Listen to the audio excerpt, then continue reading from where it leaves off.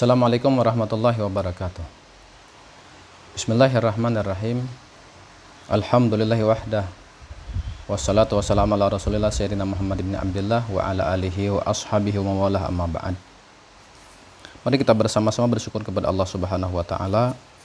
Kita banyak diberikan nikmat oleh Allah Subhanahu wa taala, terutama nikmat sehat badan. Kemudian kita dihindarkan daripada hal-hal yang tidak kita inginkan. Salawat dan salam semoga tercurahkan ke haribaan Nabi besar Muhammad sallallahu alaihi wasallam, kepada keluarga, sahabat, mengikut beliau ila yaumil qiyamah. Jamaah rahimakumullah. Setiap orang bercita-cita ingin menjadi orang yang baik atau orang yang saleh. Tentunya kita senang ketika ada orang mengatakan si A itu adalah orang yang saleh, apalagi pujian tersebut itu diberikan kepada diri kita.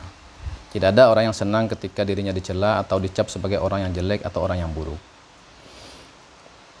Alangkah senangnya diri kita ketika ada orang mengatakan bahwa engkau adalah orang yang saleh, atau ada orang mengatakan kepada kita engkau memiliki anak yang saleh. Ini adalah hal-hal yang menyenangkan bagi kita atau kabar gembira bagi kita. Tetapi mungkin perkataan orang tersebut yang ditujukan kepada kita atau diberikan kepada kita, disandarkan kepada kita, ada satu pertanyaan, apakah pernyataan orang tersebut benar adanya yang diberikan kepada kita, atau itu hanya sebagai pujian semu saja, atau hanya pujian yang bersifat imitasi saja. Jamaah rahimakumullah, untuk menjadi orang yang saleh tentunya ada hal-hal yang perlu kita lakukan. Menjadi orang yang saleh tidak bisa dengan sendirinya begitu saja secara otomatis, tetapi ada perbuatan-perbuatan yang perlu kita lakukan, dan juga ada hal-hal yang perlu kita tinggalkan untuk menjadi orang yang saleh. Jamaah rahimakumullah, banyak contoh-contoh yang sudah mungkin kita pernah baca, pernah pelajari. Para ulama-ulama terdahulu, mereka adalah orang-orang yang saleh, orang-orang yang taat kepada Allah Subhanahu wa taala. Tentunya kita bisa melihat bagaimana mujahadah mereka mentaati Allah Subhanahu wa taala itu bukan dengan hal yang main-main, tetapi mereka betul-betul bersungguh-sungguh taat kepada Allah Subhanahu wa taala sehingga mencapai predikat menjadi orang yang saleh di sisi Allah Subhanahu wa taala. Jamaah rahimakumullah, Imam Ali karamallahu wajhah itu pernah berkata bahwa setiap orang bisa menjadi orang yang saleh. Jadi seperti kita ini itu berpotensi untuk menjadi orang-orang yang saleh, jadi orang-orang yang baik di sisi Allah Subhanahu wa taala. Namun kata Imam Ali, ada 5 hal yang bisa menghalangi seorang tersebut menjadi orang yang saleh. Nah, tentunya 5 hal ini yang perlu kita hindari. Kalau 5 hal ini tidak ada dalam diri seseorang, maka orang tersebut sangat memungkinkan menjadi orang yang saleh. Beliau berkata, laula khamsa khisalin nasaran nasa kulluhum salihina. Laula khamsu khisalin, jika seandainya tidak ada 5 perkara, 5 hal, maka manusia itu akan menjadi orang yang saleh. Semua manusia akan menjadi orang-orang yang saleh. Oleh karena itu tentunya 5 hal ini yang perlu kita hindari dalam kehidupan kita sehari-hari. Yang pertama, apa kata beliau? Awwaluha al-qanaah bil jahli. Perkara pertama yang bisa menghalangi menjadi orang yang saleh tersebut adalah al-qanaah bil jahli. Orang yang merasa cukup atau berdiam diri saja dengan kebodohan yang dia miliki. Dia tidak paham tentang masalah ilmu agama, ilmu syariat, tapi diam saja, tidak mau mempelajari ilmu-ilmu tersebut. Dia sudah merasa cukup dengan apa yang dia miliki, dengan ilmu yang dia miliki. Nah, ini bisa menghalangi menjadi orang-orang yang saleh. Kenapa demikian? Setiap amal perbuatan yang kita lakukan itu perlu dibarengi dengan ilmu, atau perlu didasari dengan ilmu. Apapun perbuatan-perbuatan yang baik kita lakukan, apalagi ibadah kepada Allah Subhanahu wa taala, itu harus dengan ilmu. Kenapa? Tanpa ilmu, ibadah kita tersebut akan ditolak Allah Subhanahu wa taala. Sekalipun perbuatan tersebut itu sesuai dengan kebenaran atau sesuai dengan yang sebenarnya. Tetapi mungkin saja kalau tanpa ilmu kita lakukan perbuatan-perbuatan taat tersebut atau perbuatan-perbuatan ibadah tersebut, itu hanya kita bersifat meniru orang lain saja, bukan didasari dengan ilmu pengetahuan. Contoh misalnya ketika kita melakukan salat. Salat itu kan bisa kita tiru. Bagaimana orang ruku, bagaimana orang sujud, i'tidal, dan seterusnya sampai diakhiri dengan salam. Tetapi apakah kita tahu yang kita lakukan tersebut, yang mana yang termasuk rukun salat, yang mana termasuk sunnah-sunnah salat, yang mana yang termasuk membatalkan salat. Nah, ini namanya adalah ilmu tentang kita beribadah kepada Allah Subhanahu wa taala. Oleh karena itu, untuk menjadi orang yang saleh, kata Imam Ali, itu jangan kita berdiam diri atau merasa cukup dengan kebodohan yang kita miliki. Tentunya kita selalu berusaha untuk menggali, mencari berbagai ilmu Allah yang ada diberikan kepada manusia ini. Jangan kita merasa cukup dengan apa yang kita miliki sekarang. Nabi mengatakan Allah tidak senang dengan orang yang pandai dengan urusan dunia tetapi dia bodoh dalam urusan akhirat atau urusan agama. Oleh karena itu, Nabi banyak dalam hadis beliau memberikan motivasi kepada kita untuk selalu menuntut ilmu pengetahuan. Tuntutlah ilmu dari buayan sampai ke liang lahat misalnya. Itu namanya ada konsep bahwa pendidikan tersebut, menuntut ilmu tersebut tidak mengenal waktu dan tidak mengenal usia. Dari kita kecil sampai tua, sampai mungkin nanti menjelang wafat kita disuruh, dimotivasi untuk selalu menuntut ilmu pengetahuan. Karena ilmu Allah itu begitu luas dan begitu banyak yang harus kita gali. Di dalam hadis lain, Nabi kita juga menegaskan bahwa menuntut ilmu tersebut hukumnya wajib bagi laki-laki dan perempuan. Bagi muslim laki-laki dan muslim perempuan. Namanya wajib itu berarti harus kita laksanakan, kita kerjakan. Menuntut ilmu tersebut. Jamaah atau kaum muslimin rahimakumullah. Kemudian yang kedua, yang bisa menghalangi orang menjadi orang yang saleh tersebut adalah wal hirsu alad dunya. Orang tersebut rakus atau tamak terhadap dunia. Apa sih dunia itu? Mungkin ada orang bertanya, dunia itu apa? Ulama tasawuf mendefinisikan dunia itu adalah sesuatu yang tidak memberikan manfaat untuk akhirat. Itu namanya dunia. Jadi apa-apa saja yang ada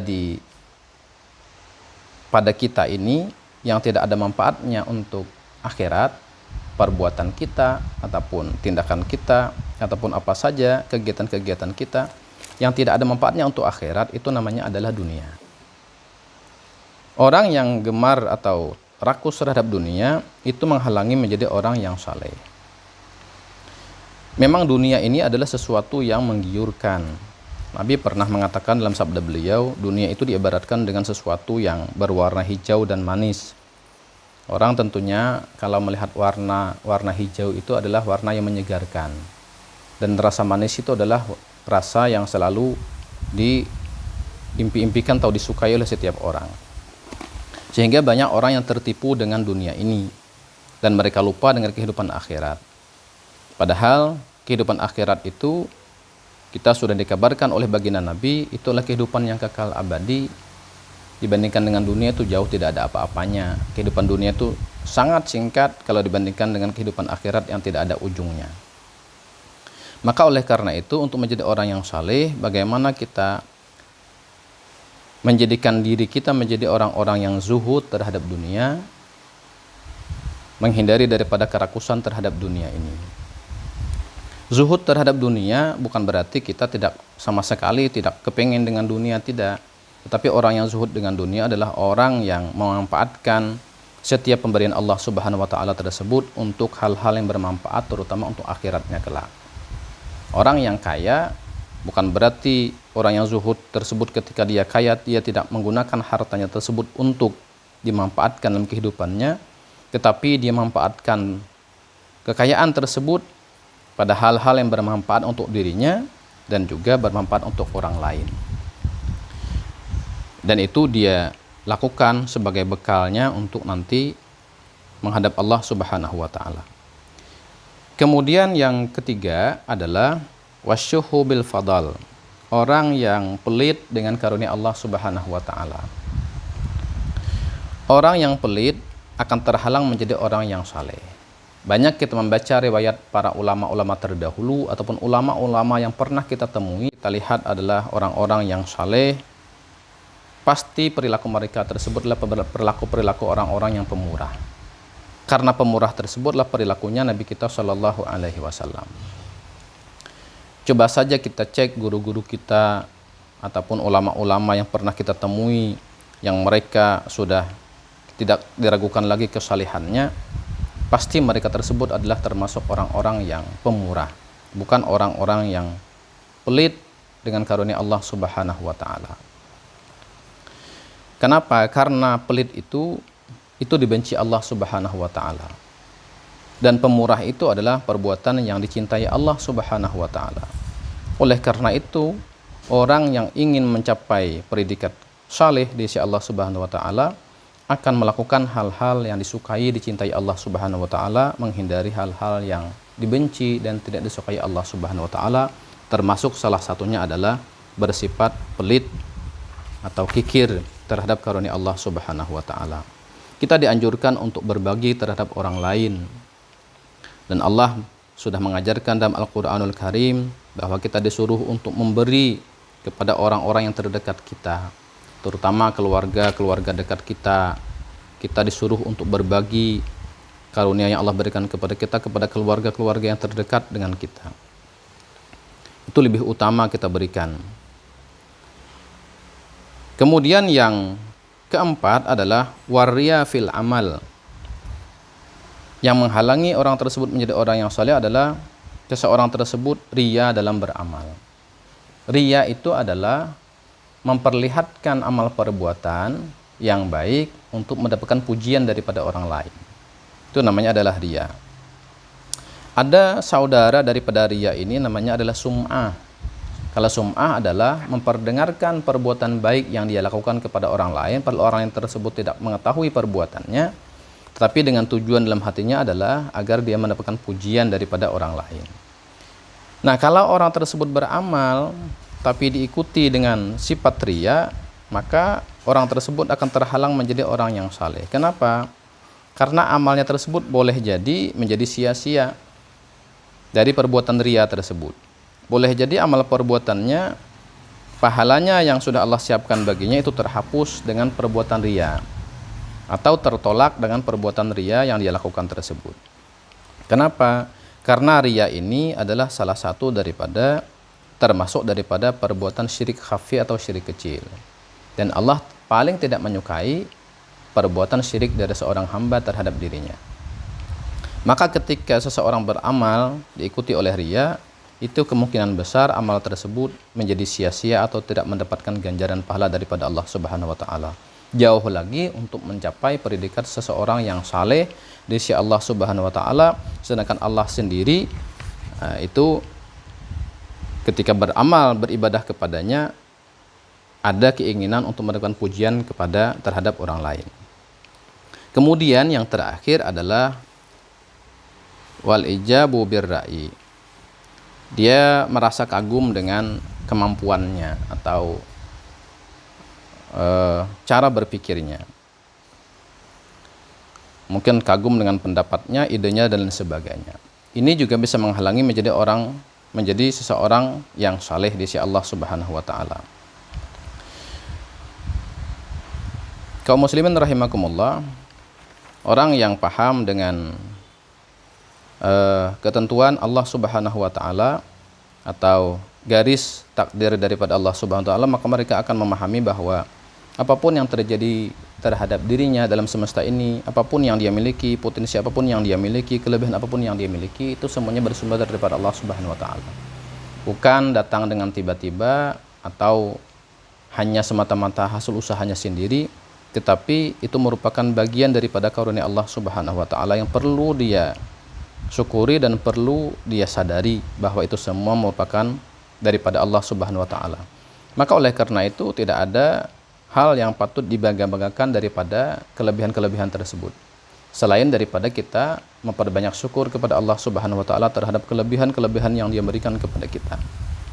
Bukan untuk menjadi hal yang dibangga-banggakan terhadap orang lain bahwa kita memiliki kelebihan, memiliki kemuliaan mungkin, atau memiliki kehebatan dan lain sebagainya.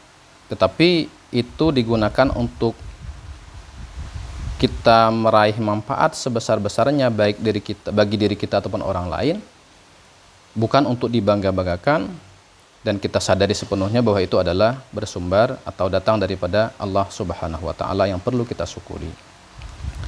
Kaum muslimin rahimakumullah, mungkin itu 5 hal yang bisa menghalangi seseorang menjadi orang yang saleh menurut Imam Ali karamallahu wajhah. Memang kedengarannya hanya 5 hal saja, tetapi kelima macam tersebut adalah hal-hal yang cukup berat mungkin bagi diri kita untuk bagaimana kita berusaha meninggalkannya. Tetapi kita tidak boleh berputus asa bahwa jalan untuk menuju orang-orang yang saleh tersebut itu terbentang luas di depan kita, asalkan kita ada kemauan dan bagaimana kita berusaha semaksimal mungkin untuk membersihkan diri kita daripada 5 hal-hal tersebut yang bisa menghalangi kita menjadi orang-orang yang saleh di sisi Allah Subhanahu wa taala. Mudah-mudahan apa yang saya sampaikan tersebut memberikan manfaat untuk diri saya pribadi dan juga kaum muslimin sekalian, dengan harapan kita semua menjadi orang-orang yang baik, menjadi orang-orang yang saleh di sisi Allah Subhanahu wa taala, menjadi orang-orang yang takwa di sisi Allah Subhanahu wa taala. Amin ya rabbal alamin. Demikian, lebih kurang mohon maaf. Assalamualaikum warahmatullahi wabarakatuh.